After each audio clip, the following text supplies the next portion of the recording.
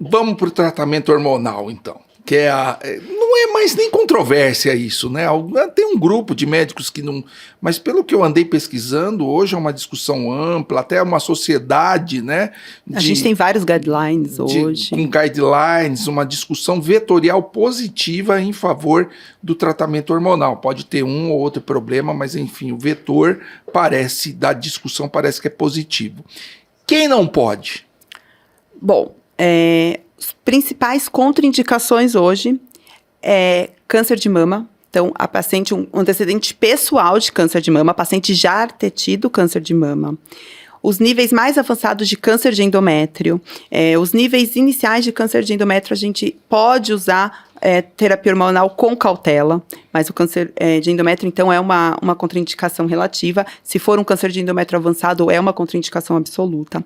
Uma hipertensão descontrolada também é uma contraindicação absoluta. Um nódulo hepático não investigado é uma contraindicação absoluta. Então, antes a gente precisa investigar esse nódulo hepático. Para ver se não é tumor de fígado, né? Nódulos, por exemplo, novos de mama não investigados também é uma contraindicação. Por isso é tão importante, antes da gente fazer essa terapia hormonal, a gente conhecer a paciente como um todo, né? Então, avaliar todos os órgãos e estruturas. Me fala uma coisa, a sua paciente chega para você, teve câncer de mama? Não, mas minha irmã é BRCA positiva e teve um câncer de mama. Pode? Hoje em dia, isso está bem claro. A gente sabe que quem tem antecedentes de primeiro grau com câncer de mama podem sim fazer o tratamento hormonal. Isso é um consenso já? É um consenso, pode sim. Um tratamento hormonal com hormônios isomoleculares, sempre na menor dose possível, com a paciente desinflamada. A gente sabe que quem tem mãe e irmãs com câncer de mama, ela tem um risco 2 vezes maior de ter câncer de mama, isso independente da terapia hormonal. Então, se ela tiver um câncer de mama, isso não tem a ver com a terapia hormonal, com hormônios isomoleculares, né? E me fala uma coisa, por exemplo, a paciente, E é muito interessante o que você falou, quer dizer, se ela está desinflamada, a necessidade das doses é muito mais baixa, né? Muito mais baixa. Então, essa paciente que teve uma irmã com câncer de mama, que pode fazer a reposição hormonal, se ela estiver inflamada, ela vai usar doses muito mais baixas, vai usar uma reposição muito mais tranquila. E né? mesmo porque hoje em dia a gente sabe que o que causa câncer de mama não é hormônio.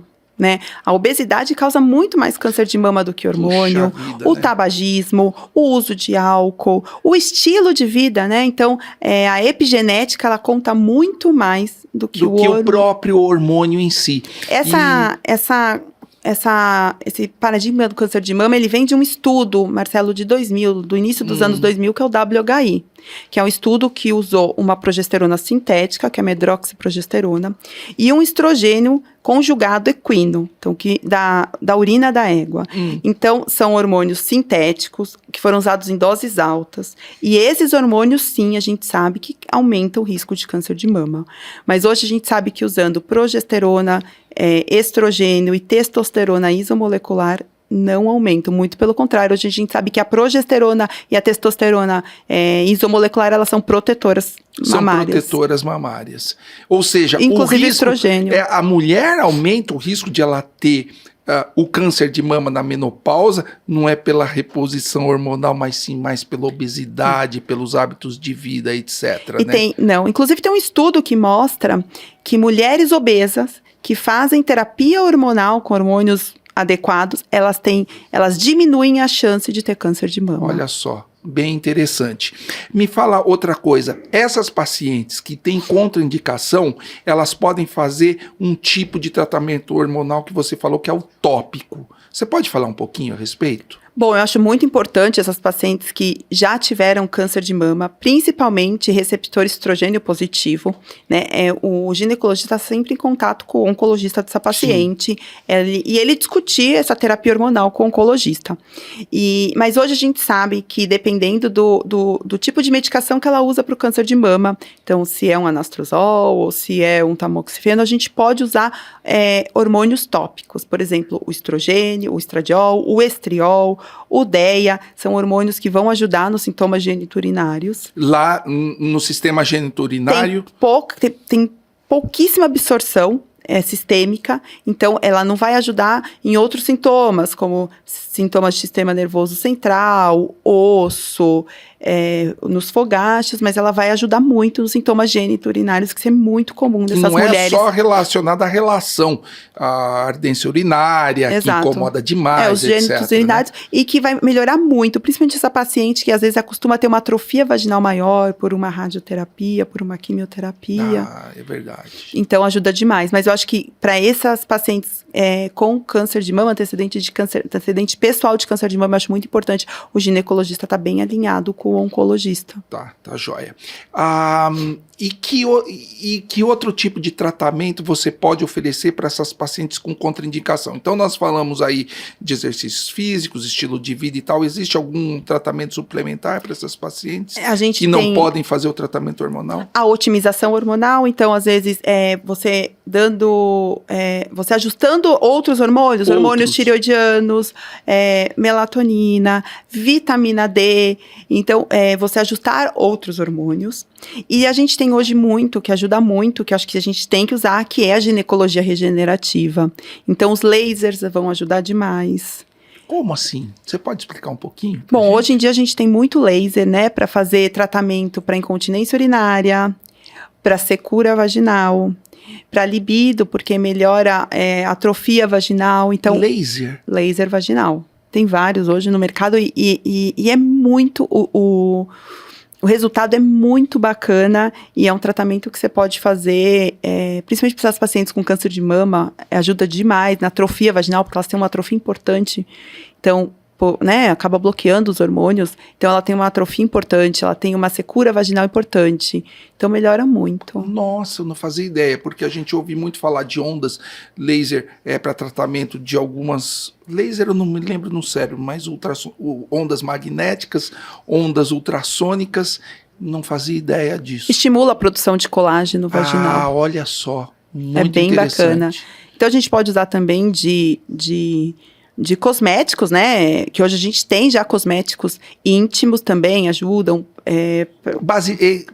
Esses cosméticos são feitos do quê? Como é que... Tem muitos à base de ácido hialurônico, que ajuda muito. Muito na produção de colágeno. Exatamente. E isso ajuda muito no psique da paciente. Não, né? já trata um sintoma importante, né? O gênito urinário da mulher. E aí você vai fazendo outros manejos fitoterápicos. Reposição dos outros hormônios. Exatamente. Etc. Usando fitoterápicos, usando os nutracêuticos, para essa mulher ter qualidade de vida. Tá. Desculpa, só continuando aqui. Os outros hormônios, você citou melatonina, né? Que vai produzir através da melhora do sono e tal.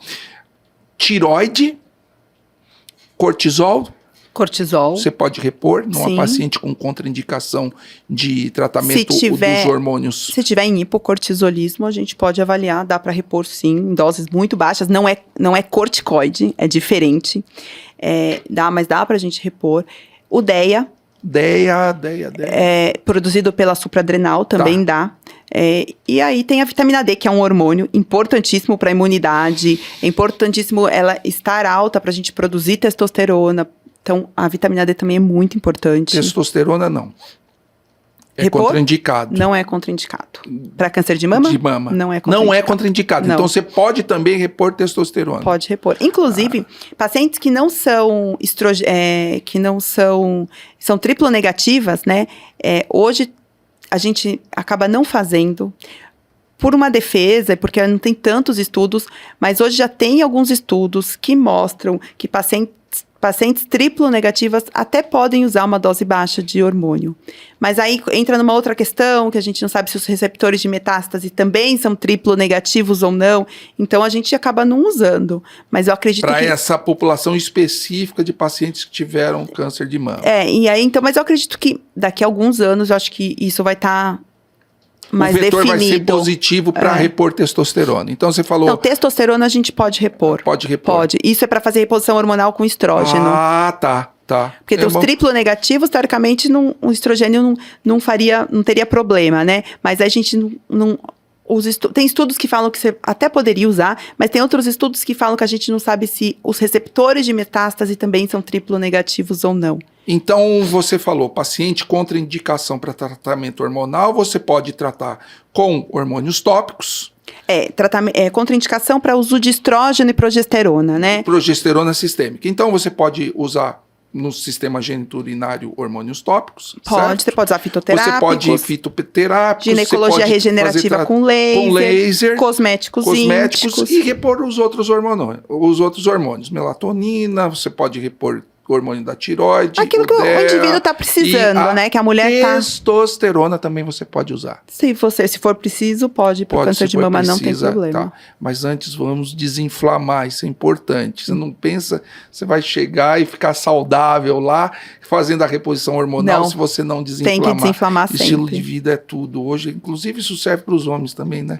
Serve para mim. Eu falo que hoje as crianças, elas estão mais acostumadas com esse estilo de vida mais saudável, né? Antigamente, a gente não via hoje as pessoas de 70, 80 anos que treinavam, por exemplo, faziam musculação. Hoje é muito comum, né? As crianças, elas veem os pais indo para academia, são os exemplos, né? Eu acho que o exemplo é tudo. Então, você vê os seus filhos vendo você indo para academia, eles vão crescer com aquilo, né? Tanto é que hoje a gente sabe que o início da adolescência já quer ir para academia, né?